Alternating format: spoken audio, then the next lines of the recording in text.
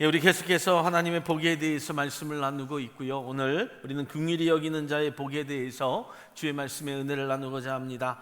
긍휼히 여기는 자는 복이 있나니 저희가 긍휼히 여김을 받을 것이미요 라고 하는 말씀이 오늘도 우리에게 복되기를 주님의 이름으로 축복합니다.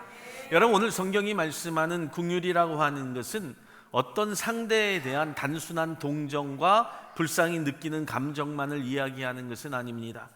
여러분, 이것은 자비와 용서와 친절과 은혜를 베푸는 성도의 구체적인 행동을 수반함을 성경이 말씀하고 있습니다. 그래서 긍휼은 여러분 용서보다도 먼저 앞서게 되는 것이고, 긍휼히 여기는 마음이 없다고 한다면 참된 용서를 할 수 없습니다. 긍휼은 하나님을 섬기는 사람들에게 있어서 품성의 가장 고귀한 삶의 행동이고 모습이라고 하는 것을 오늘 성경은 말씀해 주고 있습니다. 그래서 긍휼은 하나님의 본체이십니다. 하나님의 긍휼은 인간을 향한 사랑의 마음이 우선되었기 때문에 독생자 예수님도 아낌없이 우리에게 주신 것입니다. 에베소서의 말씀을 보면 2장 4절로 5절의 말씀에는 긍휼에 풍성하신 하나님이 우리를 사랑하신 그 큰 사랑을 인하여 허물로 죽은 우리를 그리스도 예수 안에서 살리셨고 너희가 은혜로 구원을 얻은 것이라 라고 이렇게 말씀하고 있습니다. 모든 구원의 근거는 인간의 행위나 행동이 아닌 모든 것이 하나님의 긍휼하심과 하나님의 은혜에 근거한 것임을 성경이 우리 가운데 분명히 전하고 있습니다. 그래서 긍휼의 시작은 인간을 향하신 하나님의 사랑이었고, 긍휼의 완성은 우리의 죄를 대신하신 그리고 십자가에 죽으신 예수님을 통하여 완전히 이루신 것임을 성경이 선포합니다. 따라서 오늘 우리는 하나님의 긍휼하심을 성도들이 어떻게 인식하고 살아야 되는지를 성경이 분명히 전해줌을 듣고 우리가 교훈받기를 예수의 이름으로 축원합니다. 첫째로, 하나님의 긍휼은 예수를 우리가 믿는 이유에 대해서 알고 믿는 것이다, 이렇게 말씀을 드릴 수 있습니다. 여러분, 왜 예수님을 믿으십니까? 물론 사람마다 믿게 된 이유가 다 서로 다를 수 있겠지만 어쩐 문제든지 문제가 많은 인생이라고 하는 것을 나 스스로 알고 있기 때문입니다. 만약 여러분들이 아무런 문제 없이 사는 인생이라고 생각했다고 한다면 굳이 신앙을 갖지 않고 살아도 큰 문제 없이 살아왔고 또 살아갈 것입니다.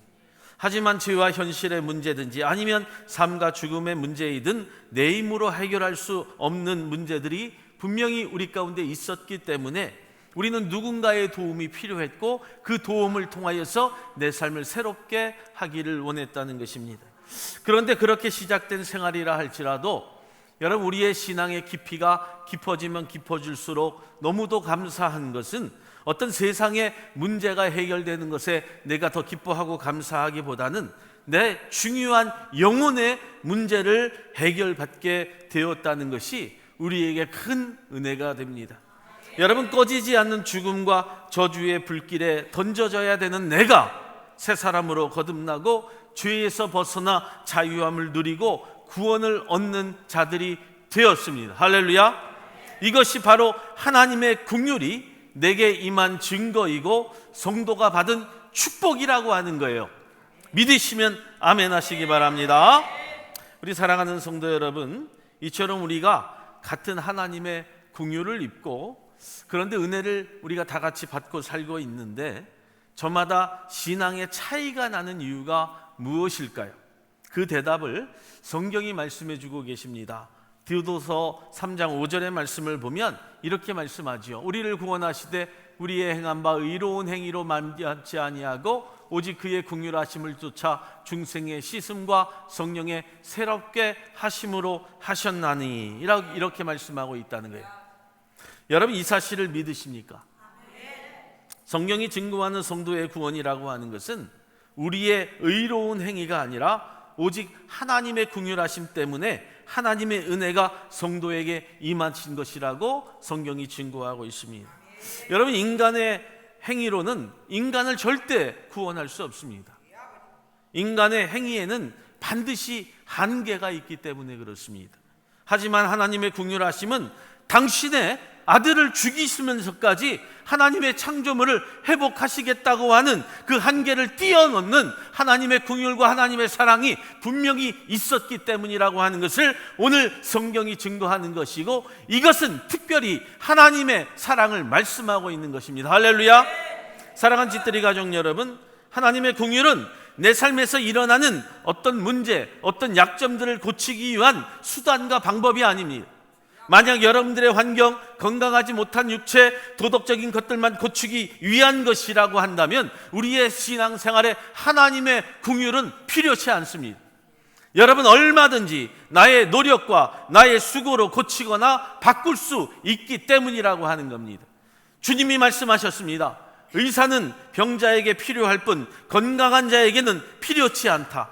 여러분, 우리가 반드시 주님이 필요했기 때문에, 내가 죄인이라고 하는 사실을 깨달았기 때문에 하나님의 긍휼과 은혜를 구하는 자로 살고 있다는 것이고, 이처럼 구주는 죄인들을 위하여 오셨다고 하는 그 사실을 우리가 고백하고 믿고 살아가는 겁니다. 할렐루야. 여러분, 내가 예수를 믿는 이유는 이 땅에 내가 더 이상 갈 곳이 없는 것입니다. 이 땅에선 더 이상 소망이 없어서 긍휼하심의 표식인 예수님의 십자가 외엔 내가 믿지 아니하고 더군다나 그 의지할 것이 없다고 하는 그 사실을 고백하기 때문이라고 하는 것을 우리가 분명히 성경을 통해서 증거받게 된다는 거예요. 마치 가나안 여인의 고백을 우리가 듣게 되는 것이죠. 마태복음 15장 21절과 28절의 말씀을 보면 다윗의 자손 예수여 나를 불쌍히 여기소서라고 이렇게 고백하는 가운데, 그의 여인의 고백은 개들도 주인의 상에서 떨어지는 부스러기를 먹나이다라고 하는 간절함으로 주님의 긍휼과 주님의 사랑을 요구하고 있음을 우리가 듣게 되는 겁니다. 여리고 한 소경의 외침도 우리가 듣게 됩니다. 누가복음 17장 여러분 38절과 41절의 말씀에 보면 다윗의 자손 예수여 나를 불쌍히 여겨달라고, 나를 불쌍히 여겨달라고, 내가 무엇을 하여 주기를 원하느냐, 가로되 주여 내가 보기를 원하나이다. 내가 당신을 보기를 원하고 내가 이 땅에 사는 동안에 그리스도의 사랑을 알기를 원하나이다 라고 하는 고백이 하나님의 긍휼을, 하나님의 사랑을 우리 가운데 보여주시기 위한 하나님의 말씀과 성도의 고백이라고 하는 게, 성경에는요 이처럼 절절한 고백들이 얼마나 많은지 모릅니다. 하나님이 나를 위하여 어떤 긍휼을 베푸셨는지, 그래서 우리가 예수에 대해서 온전히 제대로 알고 있다고 한다면, 나로 인하여 예수님이 어떤 고통을 당하시고 죽어가시는지를 내가 알고 있다고 한다면, 오늘 내가 하나님의 긍휼하심의 은혜 가운데 살아있음을 고백하는 것이고, 그 앞에 감사함으로 내가 믿는 자로 살게 된다는 거예요. 그래서 내가 예수를 믿는 이유가 무엇인지를 반드시 알고 하나님의 긍휼하심으로 왜 예수를 믿고 사는지에 대한 분명한 이유가 있는 성도 되기를 예수의 이름으로 축원합니다. 두 번째는 그 긍휼하심을 알고 회개로 내가 그 긍휼하심 속에 믿음을 고백하게 된다는 거죠. 여러분, 많은 성도들이 회개의 기도를 합시다라고 하면 단순히 나의 생각나지 아니하는 어떤 회물과 죄를 인정하는 것이 회개로 생각하고 기도하게 되는 경우가 있습니다. 그러다 보면 회개 기도를 이렇게 하라고 하면 저 어릴 적 생각나지도 아니하는 그 죄를 여러분 막 억지로 만들어서 용서해 달라고 하는 헛된 시간만 보내게 된다는 거예요. 여러분, 세례 요한과 예수님의 첫 외침이었던 회개하라, 여러분 천국에 가까웠느니라 라고 하는 그 말씀을 잘못 이해하고 잘못 알았기 때문이라고 하는 거예요. 여러분, 회개하라고 하는 선포는 지금까지 내가 살면서 생각나는 죄, 또 때로는 생각나지 아니하는 죄까지 용서받으려면 기도하라 라고 하신 것이 아니에요. 그런 회개의 기도는 여러분들이 단번에 여러분 나를 위하여 십자가에 달려 돌아가신 그 십자가의 죽음처럼, 회개의 기도는 나의 간절하고 진실된 한 번의 회개라도 여러분 용서가 가능하다라고 하는 거예요. 그리고 주님께서도 다시는 너의 회개의 기도를 통해 내가 그 죄를 기억하지 아니하겠다라고 분명히 말씀해 주었다라고 하는 사실이죠. 그렇다면 우리의 성도들에게 날마다 회개하라 라고 선포하신 이유는 과연 무엇일까라고 하는 거예요. 여러분, 그 회개를 통해서 얻는 축복이 있음을 성경이, 주님이 말씀하고 있는 거예요. 바로 예수님이 말씀하신 회개하는 자에게 주어지는 천국이 가까워졌다, 천국이 여러분 우리 가운데 있음을 선포하고 있는 거예요. 여러분, 다른 의미의 회개는 죄로 인하여 닫혀 있는 마음을 회개로 말미암아 열라는 거예요. 너의 마음을 열라는 거예요. 내 마음을 연다는 것은요, 구약 시대의 제사장들이 동물의 배를 가르고 여러분 그 안에 더러운 것들을 다 걷어내고 그곳에 여러분 하나님의 성령의 불길이 지나가면서 다 태워버리듯이 우리의 마음의 문을 연다는 것은 성령의 불길로 우리를 새롭게 한다는 거예요. 할렐루야. 그래서 회개는 나를 새롭게 합니다. 그리고 나를 통하여 새로운 삶을 살아가게 만드는 역사가 일어난다는 거예요. 우리가 수술대 위에 누운 환자들이 여러 의사의 치료의 손길을 기다립니다. 그리고 그 배를 가르고 몸 안에 온통 썩은 것들을 도려내야 여러분 새로운 생명을 얻게 되듯이 회개라고 하는 성도의 의식을 통해서 마음의 문을 열고 주님을 채우라는 거예요. 그리고 더럽고 썩고 냄새나는 것들이 여러분 다 쏟아져 나온다 할지라도 창피할 것이 없다는 거예요. 여러분 나의 살고 죽는 모든 것이 의사의 손길에 달려 있듯이 하나님의 긍휼하심은 인간의 냄새나고 더러운 죄도 다 용납하신다는 거예요. 단지 인간에게 요구하신 행위가 있다고 한다면 회개라고 하는 단 하나의 그 성도의 행위를 요구하고 있다는 거죠. 그리고 그 회개를 들으신 하나님은 사랑으로 나를 회복해 가게 하십니다. 여러분 베데스다 연못가에 누워서 치료를 원하던 여러분 38년 된 병자가 있었습니다. 친구들에 의하여서 여러분 손에 이끌려서 지붕을 열고 침상채 달려 내려오게 됩니다. 그때 여러분 주님 앞에 쏟아져 내리는 많은 잔해덩어리들이 있었을 것이고 먼지가 있었을 거예요. 사람들은 별별 얘기를 다 했을 것입니다. 왜 저렇게 해야 하나 라고 하는 그런 이야기들도 했을 거라고 하는 거예요. 하지만 여러분 그 병자와 친구들은 누가 뭐래도 중풍병자는 상관하지 아니하고 주님 앞에 온전한 그 모습 그대로를 맡길 때에 그의 육신과 질병과 죄사함까지도 용서받고 돌아가게 되는 장면이 우리가 성경을 통해서 보게 되죠. 이처럼 내 마음의 문을 열면 이런 감추었던 모든 것들이 쏟아져 내립니다. 더러운 것들이 또 잔해들이 먼지들이 쏟아져 내린다는 거예요. 시도 때도 없이 염려가 쏟아져 내리고요, 짜증이 나오고 질투가 나오고 시기가 나오고 분노가 나오고 사기가 나오고 게으름이 나오고 탐욕이 나오고 거짓의 죄악의 뿌리들이 줄기차게 솟아나온다라고 하는 거예요. 여러분 그러나 그 존재가 누구입니까? 바로 나라고 하는 존재이죠. 그 죄악의 뿌리들이 계속해서 쓴 뿌리들이 솟아나는 것은 다름 아닌 나라고 하는 존재를 여러분 알고 계신다는 거예요. 그래도 주님 앞에 다 쏟아내야 됩니다. 하나도 남김없이 주님 앞에 다 쏟아내고 그 상처받고 여러분 더럽고 냄새나고 추한 것들을 다 도려내야 된다는 거예요. 그래야 하나님의 긍휼로 그 안을 채워갈 수 있는 거예요. 여러분 성도들은 하나님의 긍휼 없이는 절대로 살아갈 수 없는 존재라고 하는 사실을 우리가 분명히 알고 신앙생활을 해야 돼요. 그래서 가슴을 열고 마음의 문을 열고 여러분 회개라고 하는 거룩한 나의 행위를 통하여 나의 추하고 더러운 것들을 다 끄집어내는 행동들을 우리가 해야 된다는 거예요. 그런데 여러분 문제가 있습니다. 그 문은 주님이 열어주시는 것이 아니라 내가 잡고 있다는 거예요. 내가 그 문고리를 잡고 있다는 것입니다. 그 손잡이는 내가 쥐고 있기에 내가 문을 열어 들어와야 여러분 주님이 들어오십니다. 그 문을 내가 열어야 주님이 들어올 수 있도록 만든다는 거예요. 요한계시록의 말씀을 보면 3장 20절에 분명히 말씀을 하지요. 볼지어다 내가 문 밖에 서서 두드리노니 누구든지 내 음성을 듣고 문을 열면 내가 그에게로 들어가 그로 더불어 먹고 그는 나로 더불어 먹으리라. 할렐루야. 여러분 아무리 주님이 두들려도요, 내가 열지 아니하면 절대로 주님의 긍휼을 경험할 수 없습니다. 여러분 에베다의 열림이 무엇입니까? 에바다의 열림이 무엇이라고 생각을 하세요? 내 입을 크게 여는 것, 내 입을 크게 열라 말씀하신 그 말씀을 듣고 내가 그 입을 크게 여는 것, 그러면 주님이 그곳에 채우리라. 내가 입을 닫고 있으면 그 안에는 아무 채워짐도 없다라고 하는 거예요. 내 마음의 문을 닫고 있으면 성령의 불길이 나를 향하여 지나갈 수 없다는 거예요. 내 몸과 마음을 갈라야 성령의 불길이 나를 지나감으로 태워서 새로운 역사가 일어난다는 거예요.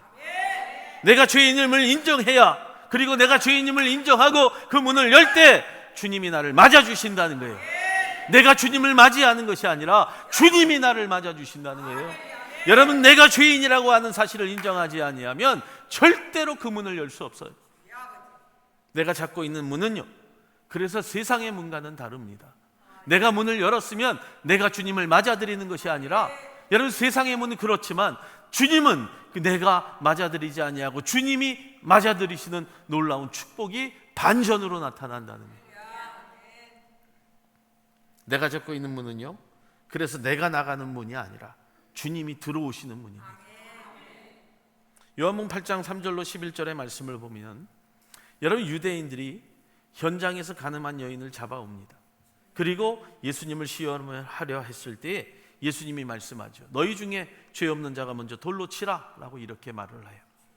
그때 성경은 저희가 이 말씀을 듣고 양심의 가책을 받아 어른으로 시작하여 젊은이까지 하나씩 나가고 오직 예수와 그 가운데 섰던 여자만 남았더라, 이렇게 성경이 증거를 합니다. 무슨 말씀이에요? 모두가 죄인이라고 하는 거예요. 그 누구도 의로울 수 없음을 성경이 말씀하는 것이고요, 어떤 의로운 행위를 통하여 내가 돌을 던지려고 하지만 그조차도 죄라고 하는 사실을 성경이 말씀하고 있는 거예요. 그 여인을 정죄하려던 사람은 양심의 가책을 받아 늙은이로부터 젊은이까지 나이에 상관없이 단 한 명도 남지 아니하고 다 죄인이라고 인정하고 돌아갔다는 거예요. 사랑하는 여러분, 우리는 모든 외적인 조건과는 아무 상관없이 모두가 죄인입니다. 그래서 모두가 하나님의 거룩함 앞에, 주님 앞 십자가 앞에 회개자의 삶을 살아야 된다는 거예요. 들었던 돌을 내려놔야 되는 것이고, 그리고 내가 하나님 곁으로 돌아가야 되는 것이고, 예수 곁에 십자가 앞에 그 모든 무거운 짐들을 내려놓아야 된다는 거예요. 수많은 마음의 죄를 범한 죄인이기 때문에, 여러분, 내가 마음의 문을 열고 십자가 앞에 모든 것을 내려놓을 때 결국에 하나님의 긍휼하심이 나에게 임하게 되고 천국이 바로 나의 것이 됨을 성경이 선포하고 있는 거예요. 할렐루야. 이것이 바로 회개자의 여러분 본분이라고 하는 것을 성경이 말씀하는 거고요, 회개자가 결국은 하나님을 만나는 놀라운 축복이 주어진다는 거예요. 그래서 세 번째는요, 이제 긍휼의 완전체이신 예수님을 우리가 만나는 거예요. 우리 성도들은 하나님의 긍휼의 완전체이신 예수 그리스도의 긍휼을 본받고 살게 됩니다. 예수 그리스도를 이 땅에 보내신 것은 하나님만이 베풀 수 있는 무조건적이고 영원한 사랑이라고 하는 것을 우리가 깨달아 알아야 돼요. 여러분, 이 세상에 어떤 것들로 할 수 없는 하나님의 특별한 방법만이 바로 하나님의 긍휼하심이고 하나님의 사랑이고 하나님의 은혜입니다. 그래서 예수님은 당신이 실현하신 하나님의 뜻을 따라서 평생을 사셨어요. 마태복음 1장 21절의 말씀을 보면 아들을 낳으리니 이름을 예수라 하라. 이는 그가 자기 백성을 저희 죄에서 구원할 자이심이라 하더라. 여러분, 마태복음 16장 16절에도 시몬 베드로가 대답하여 가로되 주는 그리스도시요 살아계신 하나님의 아들이시다. 사도 바울이 십자가의 도가 멸망한 자들에게는 미련한 것이요 구원을 얻는 자들에게는 우리에게는 하나님의 능력이 된다고 고백하고 있는 거예요. 여러분, 우리가 하나님의 은혜를 통하여서 하나님이 우리 가운데 주신 예수 그리스도라고 하는 긍휼을 통하여서 온전히 살아가시기를 예수의 이름으로 축복합니다. 긍휼의 본체이신 하나님의 긍휼은 우리가 하나님과 화해하기를 바라는 것이고 새로운 삶을 시작할 수 있는 길을 열어주셨어요. 그가 바로 긍휼의 완성이신 그리스도시요 십자가라고 하는 거예요. 그 길이 바로 예수 그리스도이심을 믿기를 예수의 이름으로 축원합니다. 하나님의 긍휼의 완전체이신 예수 그리스도의 자비로 인해서 여러분, 우리의 죄를 용서받을 수 있었고 바로 예수 그리스도의 사랑으로 인하여서 우리가 영원한 생명을 얻고 살고 있음을 오늘 고백하기를 예수의 이름으로 축복합니다. 사랑하는 여러분, 예수 그리스도는 반드시 성도가 따라야 할 영적인 긍휼의 모범입니다. 그의 삶과 가르침은 하나님의 뜻을 따라 사셨던 예수님의 긍휼과 사랑을 성도에게 보여주셨습니다. 그리고 예수님의 긍휼하심은 이 어두운 땅에 사로잡혀 사는 우리를 대신해서 우리의 죄를 대신해서 우리 예수 그리스도가 그 죄를 담당하셨고 우리를 하나님과 화해시켜 주셨습니다. 사랑하는 여러분, 솔직히 우리는요, 나를 자신하며 살 수 없는 존재입니다. 우리가 지난 시간에도 계속해서 우리가 이 복에 대해서 말씀을 나누고 있지만 내일이라고 하는 나를 자신할 수 없다는 겁니다. 그리고 오늘 이 순간도 자신할 수 없는 거예요. 그런데도 여전히 나는 나 스스로를 내가 고치며 살 수 있다고 큰 소리치며 살아가죠. 내가 가진 지식, 내가 가진 어떤 명예, 내가 가진 물질로 인하여 내가 살 수 있다고 큰 소리를 칩니다. 그런데 여러분, 성경의 말씀을 들어보면 결코 그렇지 않아요. 야고보서 3장 13절의 말씀을 이렇게 말씀하죠. 우리 다 같이 한번 읽어볼까요? 너희 중에 지혜와 총명이 있는 자가 누구뇨? 그는 선행으로 말미암아 지혜의 온유함으로 그 행함을 보일지니라. 아멘. 너희 지혜와 총명함이 아니에요. 우리의 지혜와 총명함이 아니라고 하는 거예요. 그것으로 우리가 살아갈 수 없다는 것을 성경이 말씀하는 겁니다. 오직 십자가에 드러난 주님의 긍휼뿐이라고 하는 사실을 우리 가운데 말씀하고 있는 거죠. 그래서 성도답게 우리는 하루하루 바르게 살게 하는 거예요. 사랑하는 여러분, 오늘 말씀에도요, 긍휼히 여기는 자, 이 말씀이 나옵니다. 긍휼히 여기는 자, 긍휼히 여김을 받을 것이라고 말씀하신 그 이유는 어떤 뜻이냐 하면, 예수님 앞에서 성도인 너희들이 걸맞게 성도로 반응하여 살아감을 가르치고 있는 거예요. 이 그리스도의 긍휼하심을 입은 자들은 그리스도의 긍휼하심을 따라서 모든 이들에게 본이 되어 살고 있습니다. 더 나아가서 긍휼의 완전체이신 예수님을 또 다른 사람들에게 알게 하고 또 살라고 가르치고 계신다는 거죠. 사랑하는 여러분, 주님은 사람들에게 말합니다. 스스로가 죄인임을 알게 하시고 가르치는 삶을 살게 하신 것이라. 사랑하는 믿음의 사람들, 우리 사랑하는 성도 여러분, 오늘 하나님의 긍휼하심이 여러분 예수 그리스도의 완전하신 긍휼하심으로 그 모든 것들을 이루어 주셨습니다. 말씀을 마칩니다. 성경이 말씀합니다. 베드로전서 2장 10절의 말씀 우리 한번 봉독합니다. 너희가 전에는 백성이 아니더니 이제는 하나님의 백성이요 전에는 긍휼을 얻지 못하였더니 이제는 긍휼을 얻은 자니라. 아멘. 그 전에는 내가 긍휼 없이 살았던 자입니다. 하나님 없이 살았던 자요 십자가의 은혜 없이 살았던 자이나 이제는 오직 예수 그리스도로 말미암아 하나님의 백성이 된 저와 여러분들은 이제 긍휼을 얻은 자로 하나님의 백성이 되었다고 성경이 말씀하는 거예요. 하나님의 긍휼을 입은 자들은 이제 십자가에서 그 사랑의 완성을 이루신 예수 그리스도의 완전한 사랑의 긍휼을 통해서 오늘 저와 여러분들 허락하신 천국이 우리의 것이 되어가기를 주님의 이름으로 축복합니다. 그리고 믿음의 사람들로 오늘도 승리하는 하나님의 거룩한 백성 되기를 예수의 이름으로 축원합니다. 우리 하나님께 영광의 박수 올립니다. 기도하겠습니다. 아버지 하나님 감사합니다. 하나님의 긍휼하심이 오늘도 온전히 우리